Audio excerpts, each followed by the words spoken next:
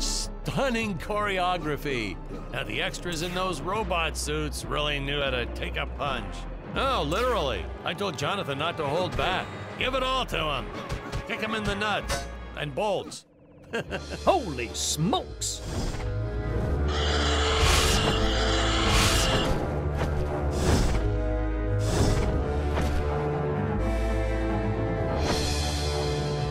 If I land square...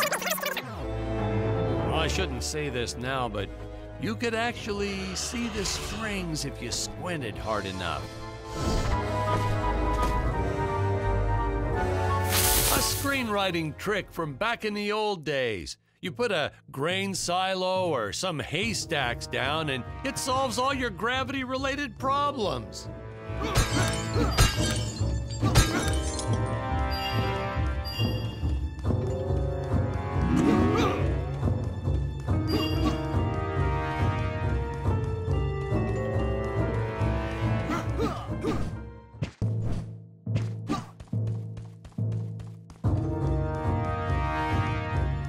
It appears some of my equipment...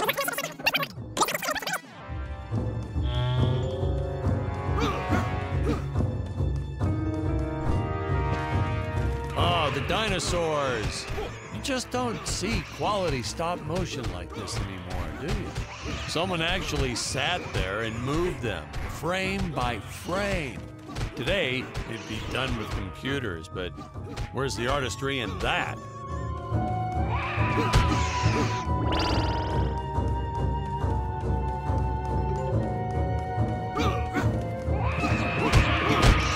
Now, if the trees here look a little plastic, well, it's because they are.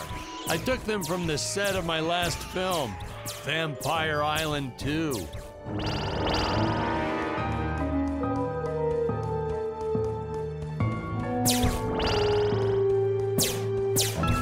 Our fair share of nasty letters from scientists complaining about our portrayal of the dinosaurs.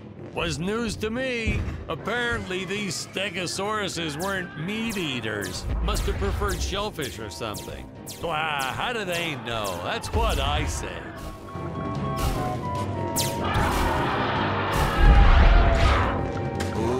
Ooh, the fearless sea monster, always patrolling the shore, eagerly awaiting for his next meal.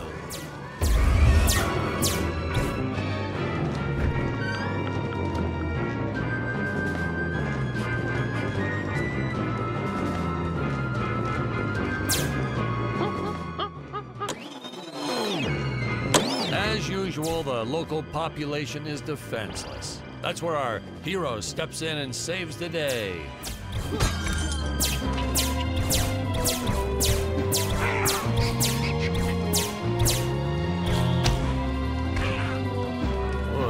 We put Jonathan through a lot shooting this film. He wasn't the best actor, especially when reacting to getting hit. He's what you call a flincher.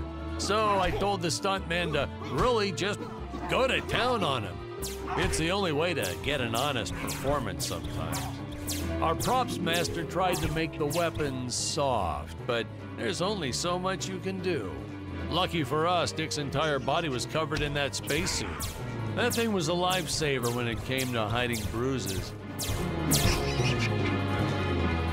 How curious. They dissolved into what appears to be... You'll notice the gold disappears when Dick touches it. We had a deleted scene that explained he's actually teleporting it back to his ship. It's funny, no one ever questioned how Dick was able to walk around with an infinite amount of gold on him.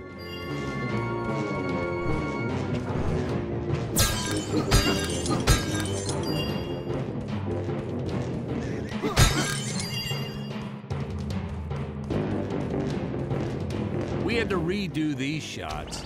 Our first attempt was kind of a disaster. We tried using real apes, thought it'd cut down on the costume budget a bit. But have you ever tried working with apes? They are the worst actors ever. They don't sit still for a moment, and the second you take your eyes off of them, they're flinging their feces all over the place. Jonathan refused to work with them after he got well, let's just say that he I had to take more than a couple of showers one day. You know, you never forget the smell of monkey poo. We steam cleaned the studio top to bottom. Still never got rid of it entirely. All through the rest of the shot, we kept finding those little surprises hiding inside various props. Boy, were those the days.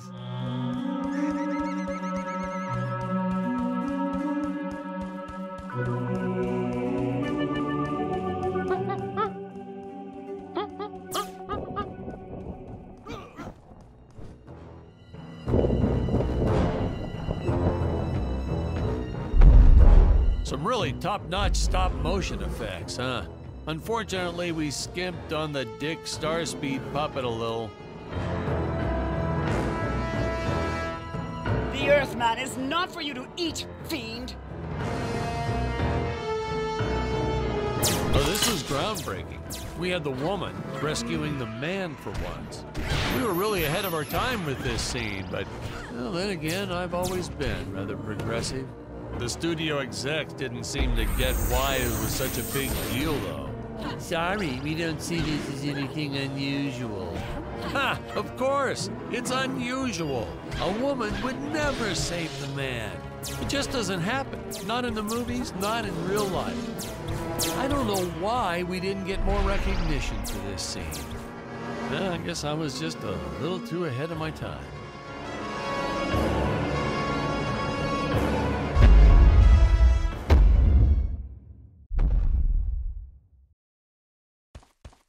We're supposed to be seeing Dick and Scarlett's first dialogue scene here.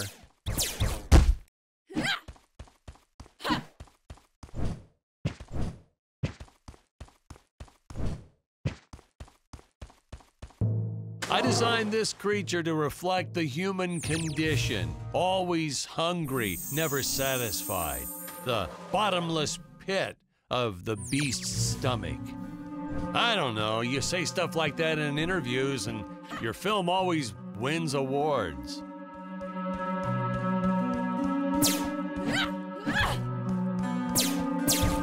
Thank you for saving me, strange woman. What is your name? I am the magnificent Scarlet Nova.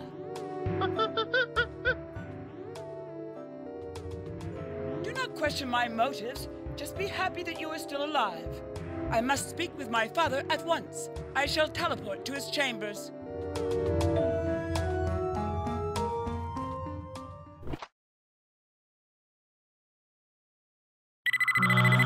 Huh?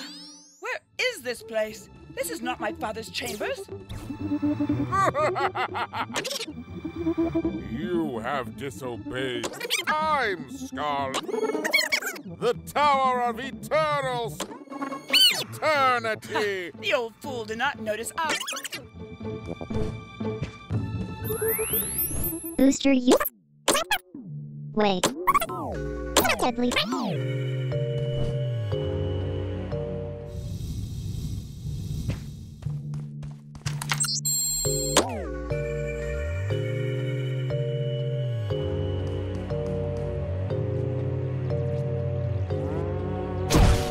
Scarlett didn't quite realize she needed to shoot those energy orbs down below. Keep in mind, Stacy was doing this on a soundstage, okay?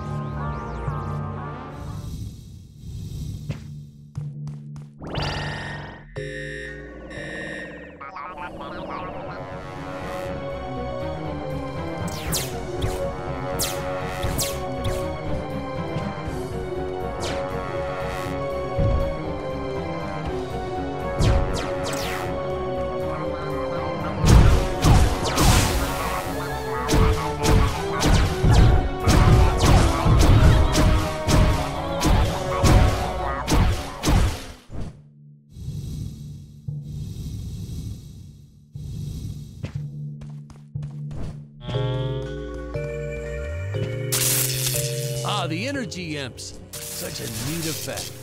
We had to paint each movement frame by frame and superimpose it into live footage.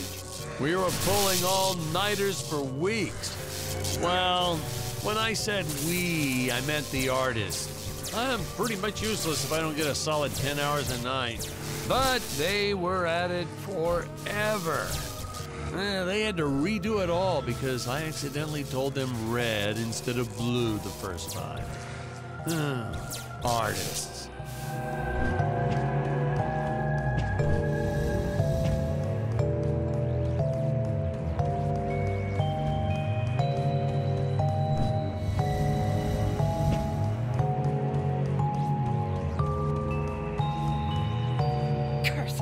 My father revoked my access to the teleport terminals. I shall only be able to utilize the ones I activate manually.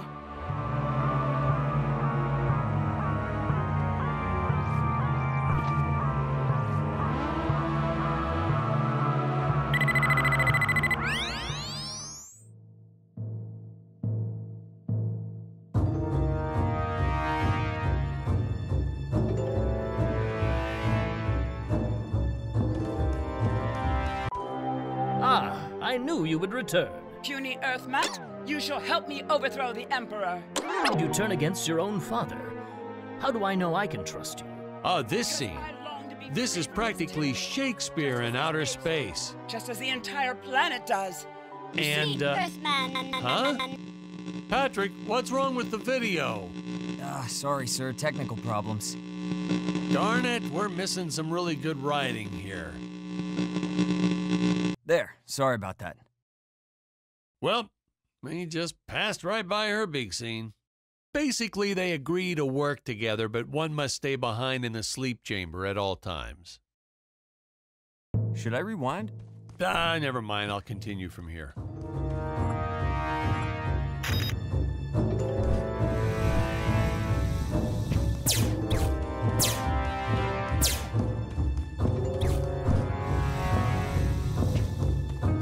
Right from the start, our budget was a little tight, even by standards back then.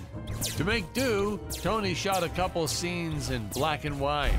Originally, he intended to use it for flashbacks. But then I had to break it to him. Our film doesn't have flashbacks. We almost made it a silent film just to cut costs.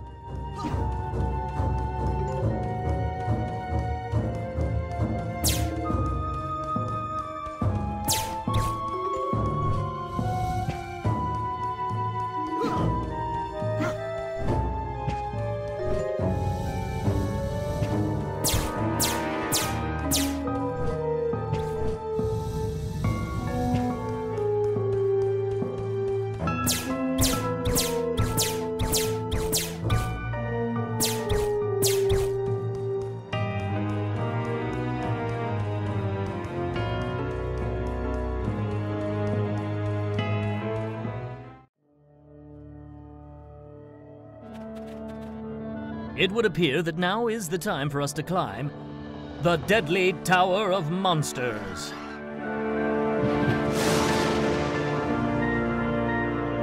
Good screenwriting 101. Always announce the title within the film itself. How else are you going to let the audience know your heroes really mean business?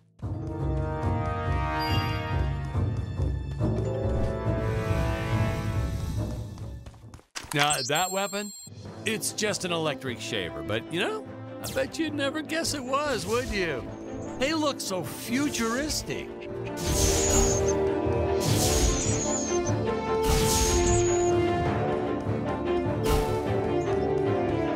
I could have made use of that one at some of our meetings with the studio.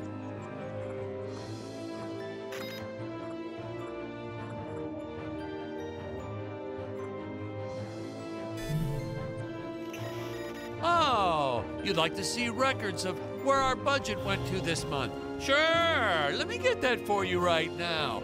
Boom, boom. Yeah. Unfortunately, those meetings ended in a much different way.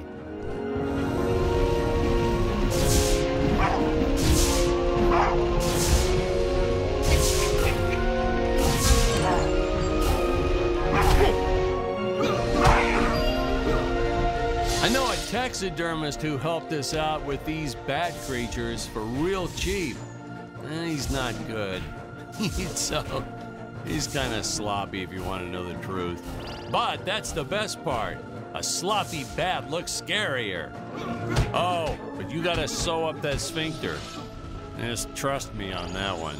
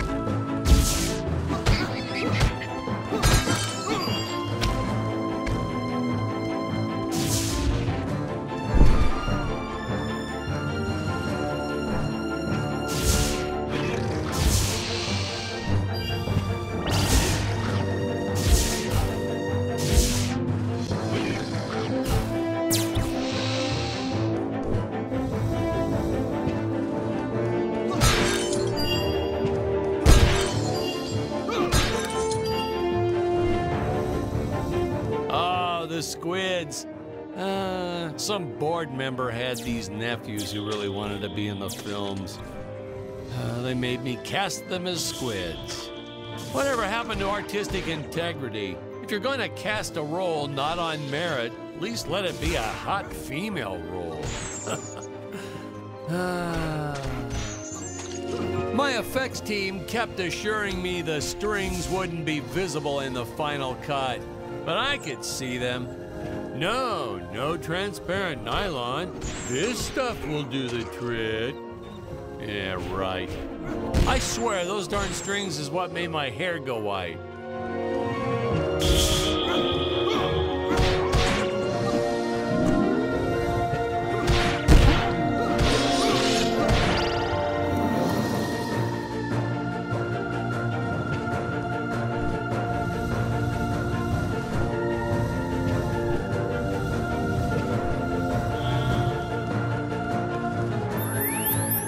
Teleport.